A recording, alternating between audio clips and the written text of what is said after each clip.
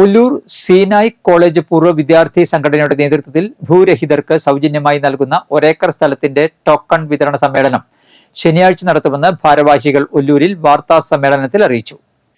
വൈകിട്ട് 3 മണിക്ക് ഒല്ലൂർ വ്യാപാര ഭവനിൽ വെച്ച് തൃശൂർ മേയർ MK വർഗീസ് ഉദ്ഘാടനം നിർവഹിക്കും. ചേലക്കര MLA UR പ്രദീപ് സ്ഥലത്തിന്റെ ടോക്കൺ വിതരണം ചെയ്യും.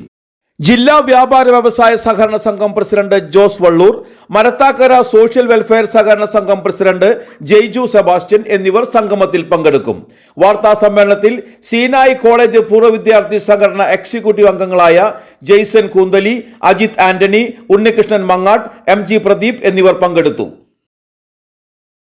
1986 മാർച്ചോടുകൂടി നമ്മൾ തുടങ്ങി വെച്ചൊരു സംരംഭമാണ് സീനായ് കോളേജ് ഒല്ലൂര് ജംഗ്ഷനിൽ തന്നെ.